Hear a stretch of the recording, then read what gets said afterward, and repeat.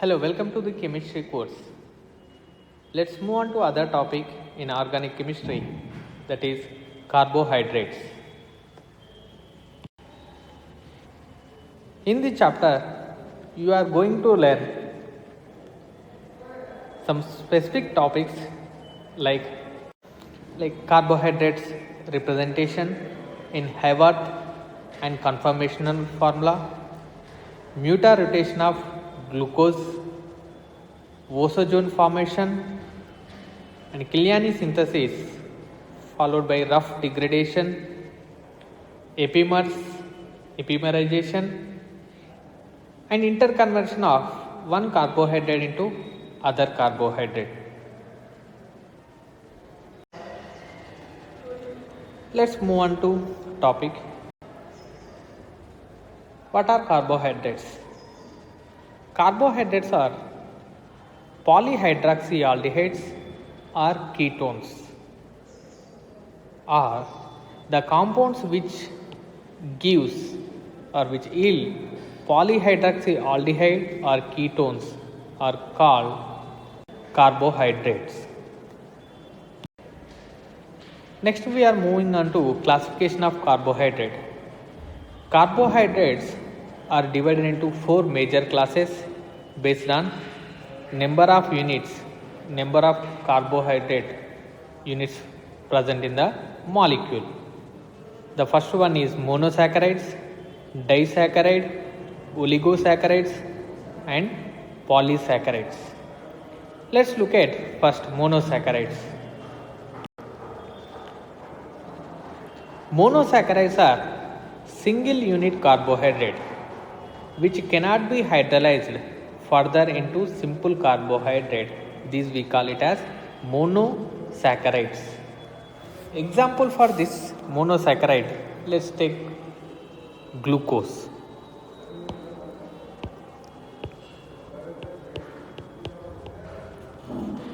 Which cannot undergo further hydrolysis.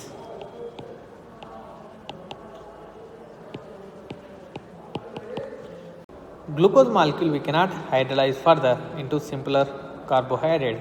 So this is an example for monosaccharides. Glucose, fructose, these all comes under monosaccharides.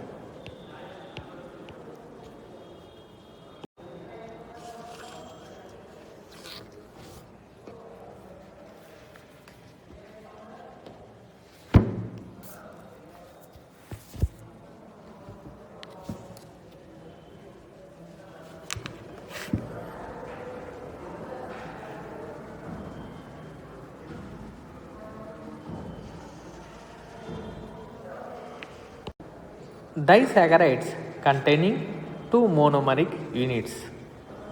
Let's take example for this sucrose.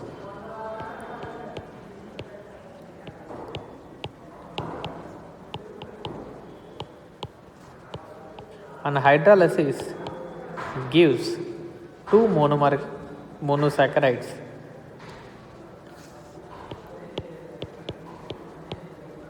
which gives glucose plus fructose.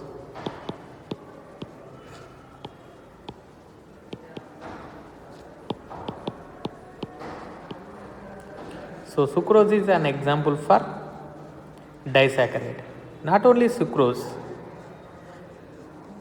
maltose,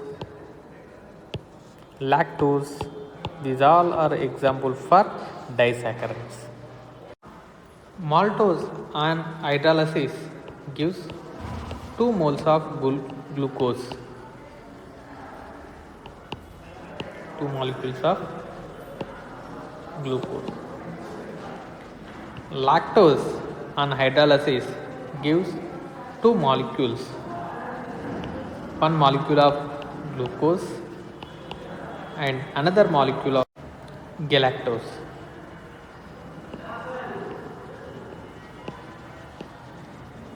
So these are an example for disaccharides. And here monosaccharides and disaccharides are collectively called as sugars. Let's move on to oligosaccharides. Oligosaccharides, these carbohydrates having 3 to 8 monosaccharides units, and these we call it as oligosaccharide. Oligosaccharides on hydrolysis gives 3 monosaccharide units. Let's take an example, maltotriose.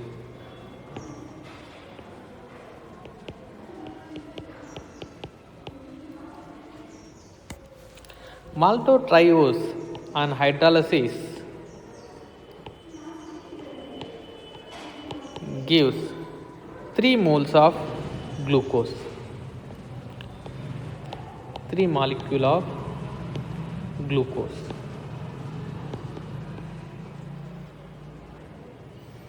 It may be same or it may be different, these monosaccharides. Let's take another one, raffinose.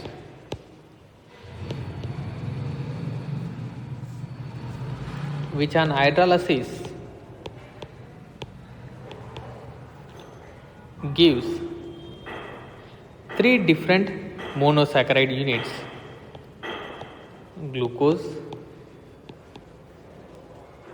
galactose plus fructose. So the formula is C18H32O6, which undergoing hydrolysis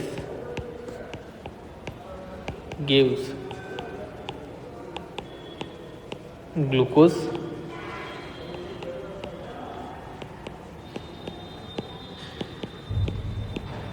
fructose plus galactose.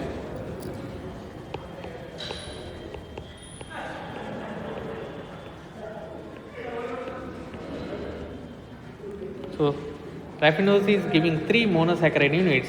This is an example for oligosaccharides. So here oligosaccharide, which carbohydrate we call it as, which is having 3 to 8 monosaccharide units. These we call it as oligosaccharides. These 3 to 8 may be different or may be same monosaccharide units. And the last one is polysaccharide. The polysaccharides gives more than 8 monosaccharide units on hydrolysis. Generally, the one molecule of polysaccharide upon hydrolysis gives large number of monosaccharide units. Let's take example starch. Starch and cellulose are an example for polysaccharide units. The general formula of polysaccharide is C6H10O5N. Starch, which on hydrolysis gives n number of monomeric units. Starch on hydrolysis gives glucose. Similarly, cellulose on hydrolysis gives D-glucose units. These two are an example for polysaccharide units. In summary, polyhydroxy ketones or aldehydes, we call it as carbohydrates, are the compound which are giving polyhydroxy ketone or aldehyde on hydrolysis, we call it as carbohydrate. Based on number of units present in the molecule, we are classified into 4 types: monosaccharides, disaccharides, oligosaccharides, polysaccharides. Let's move on to other topic, Haworth and conformational formula of glucose and fructose. So how we have to represent Haworth formula and conformational formula of glucose and fructose?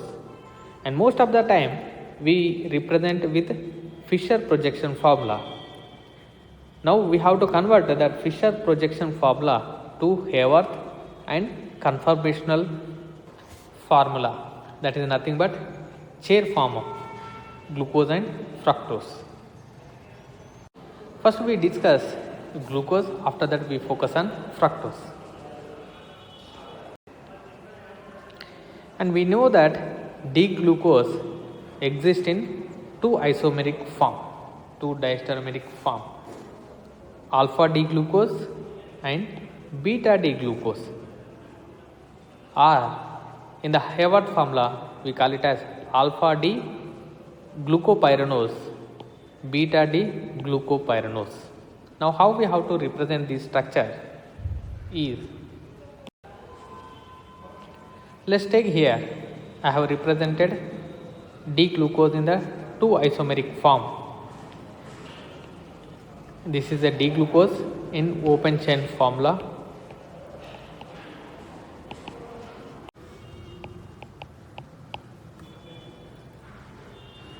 And which is a fifth carbon hydroxy which forms a cyclic hemiacetal with the aldehyde functionality and which gives cyclic hemiacetal. When it is forming cyclic hemiacetal, the hydroxy group may be oriented at right side in the Fischer projection or maybe left side in the Fischer projection. So as a result of this hemiacetal formation, cyclic hemiacetal formation, mu chiral center is generated and the hydroxy group is oriented either left or maybe right. This is called cyclic hemiacetal.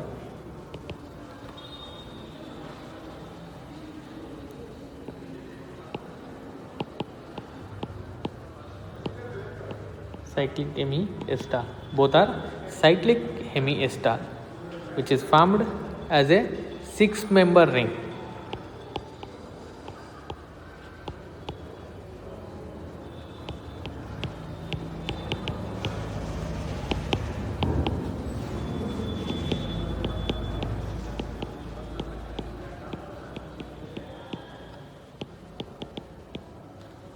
So you can count here 1, 2, 3, 4, 5, 6 total.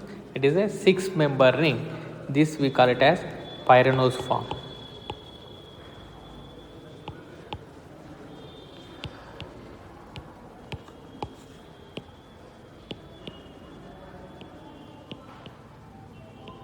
So here I am representing in the Fischer projection formula. Later we will see how we can convert this pyranose form. So both are cyclic hemiacetal and both are 6-member ring, but one molecule is having hydroxy at right side, another molecule at left side. So if the hydroxy group is oriented right side in the Fischer projection formula, this we call it as alpha D glucose. If hydroxy group is oriented left side in the Fischer projection formula, we call it as beta D glucose.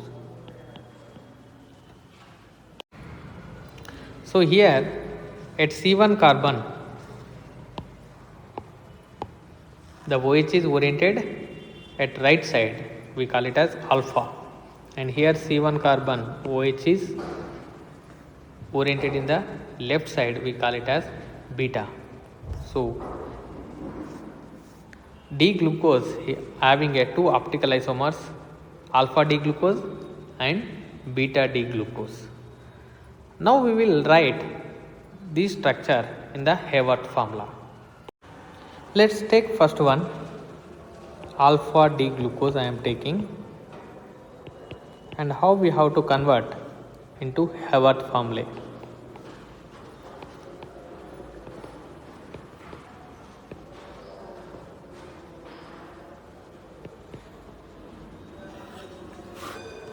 So here alpha D glucose form is there in the Fischer projection formula. To write or to better way to represent cyclic hemiacetal form is Haworth formula. This is Fischer projection formula and Haworth formula. So it is a 6-member cyclic ring and which is having oxygen atom in the ring. So how we have to write? We have to represent pyranose structure. It is a 6-member ring and ring is having oxygen atom at one hexagon. This is called pyranose ring.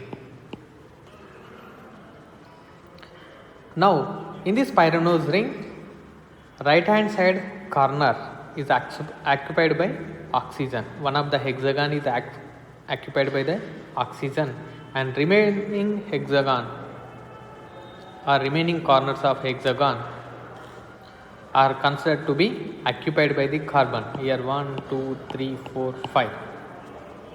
Okay. Let's take how we can numbering. I am numbering only carbon 1, 2, 3, 4, 5.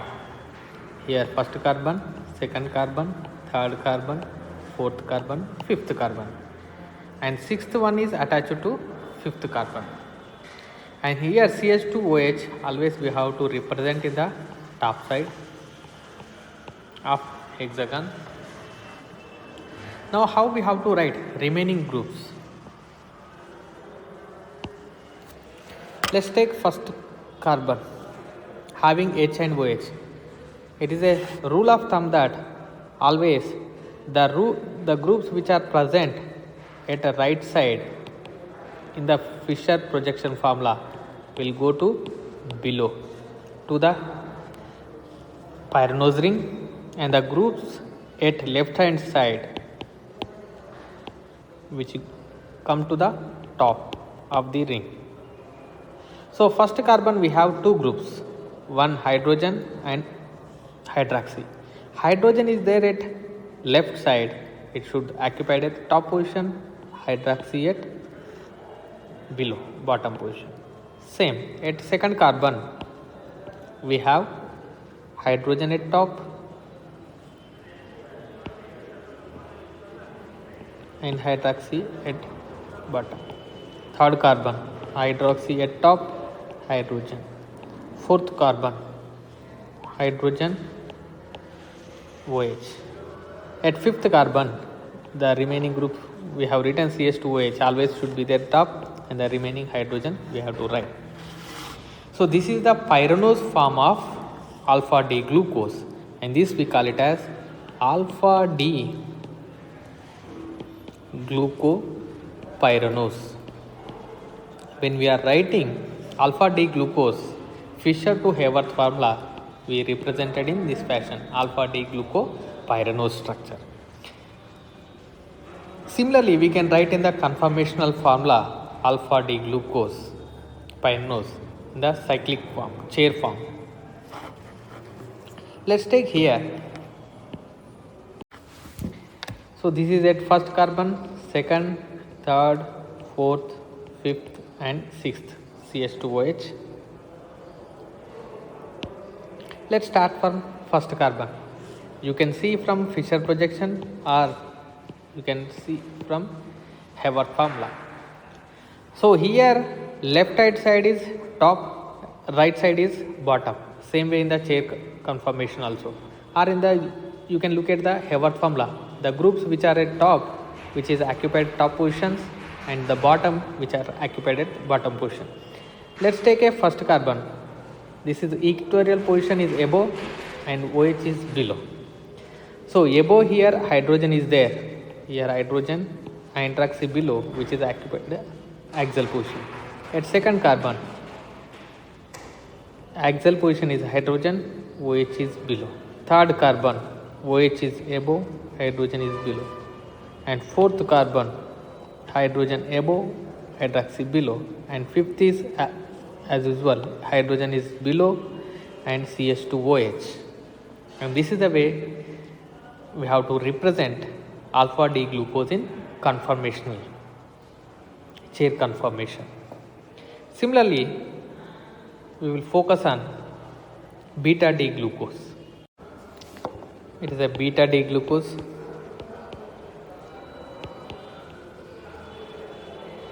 Hydroxy group is oriented left side in the Fischer projection formula. How we have to represent in the Hayward formula?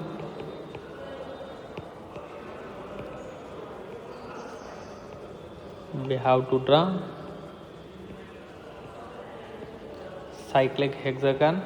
One of the corner is occupied by the oxygen, right side top corner, and here remaining carbons we number 1, 2, 3, 4, 5, and fifth carbon hydrogen and CH2OH, which we have to write top and bottom is hydrogen, and here left side OH hydrogen. This is first carbon, second carbon H, OH, third OH top and hydrogen, fourth H top OH, and fifth is CH2OH top and hydrogen is bottom. This is the way we have to write, and this we call it as beta D glucopyranose. Then how we have to write in the chair conformation? Same alpha D glucose. So same thing we have to mention. It is the first carbon. Here oxygen is present. First carbon. Hydroxy, which is present at top position, hydrogen. Next carbon, hydrogen, OH. Next OH is there top, hydrogen is bottom. Next fourth carbon, hydroxy at bottom, hydrogen top, and fifth hydrogen and CH2OH. So this is beta D glucose in the chair conformation. So this is the way we have to write Fischer projection formula to Hayward to chair conformation. So it is depends upon what type of orientation is required for the molecule we have to write. Let's move on to fructose.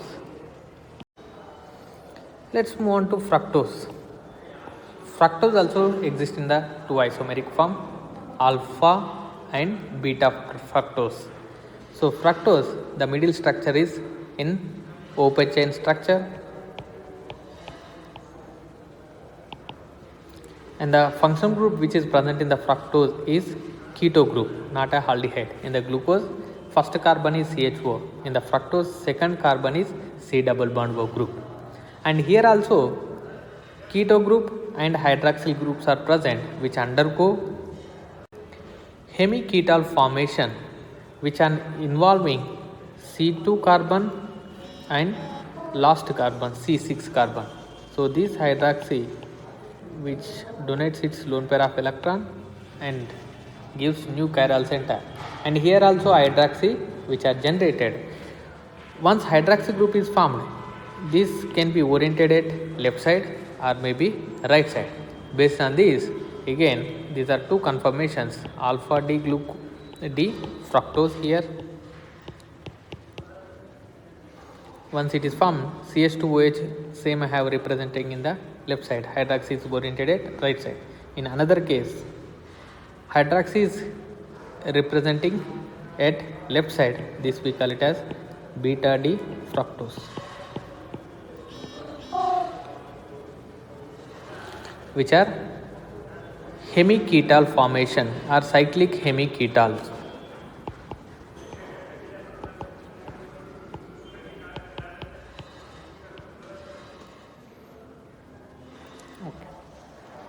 Now how we have to write this alpha D fructose and beta D fructose in Hayward formula and chair formula? You can pause it and try the solution. Let's take first one, the hydroxy group which is oriented at right side, alpha D fructose. It is same like it is a 6-member ring. I am writing a pyranose ring. After that, you look at this is the first, second, third, fourth, fifth carbon. Here 1, 2, 3, 4, 5. So right side top corner is occupied by the oxygen. Then after that, in the clockwise direction, which is oriented carbons 1, 2, 3, 4. So first carbon CH2OH, it's a left in the Fischer projection formula, which I have represented at top, hydroxy is bottom. Second carbon hydroxy top, because it is present in the left in the Fischer projection. Third carbon hydroxy, which is present at the right side, it should come in the bottom. Fourth carbon, and the fifth carbon having 2 hydrogens, you can write, and no need to mention sometimes also. This is the way we have to write alpha D fructose, and this is the name is alpha D fructopyranose. Now how we have to write this alpha D fructose in chair conformation? This is oxygen, then first carbon, second, third, fourth and fifth. First carbon CH2OH is above, it is above and OH is below. Here OH is above and hydrogen is below. Hydrogen is above, OH is below. Fourth carbon OH is below, hydrogen is above, and fifth carbon 2 hydrogens are present. So this is chair conformation of alpha D fructopyranose. Similarly, you can write for beta D fructose.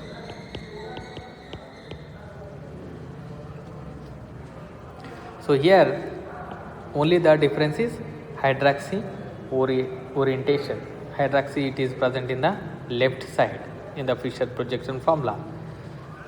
So we have to draw the pyranose ring. Right side top corner is occupied by the oxygen. Then first, second, third, fourth, fifth carbon. First carbon OH is left, it should be top, CH2OH is bottom. Second carbon hydroxy at left, top, and hydrogen is bottom. Third carbon hydroxy at right, it should come as a bottom. And fourth carbon hydroxy at bottom. Fifth carbon 2 hydrogens.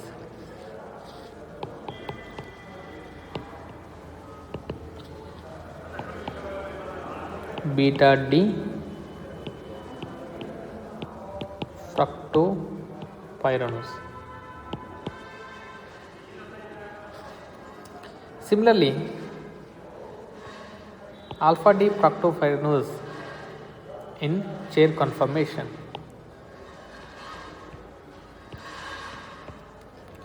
So let's take a first carbon. OH is at top, it should be at top. See, top and bottom position with respect to chair conformation is axial and equatorial. Let's look at a first carbon. Here OH is there with respect to CH2OH, top side we are representing. Otherwise you can watch, you are watching the molecule from here. So OH is top and CH2OH is bottom. So here OH is present at top, which is occupied at equatorial, and CH2OH which is present at bottom, which is occupied at axial. At second carbon, this bond is top bond, this bond is bottom bond. Top is which function group is attached? OH, and bottom is hydrogen. A third carbon, this bond is top bond, this bond is bottom bond. So top is hydrogen, bottom is OH. Fourth carbon, this is bottom bond, this is top. So fourth carbon, top is hydrogen and bottom is hydroxy. So this is the way we have to write Fischer projection to Hayward formula, Hayward to cyclic conformation. So in summary, in today's class we have learned how to write Hayward and chair conformation of D-glucose and D-fructose.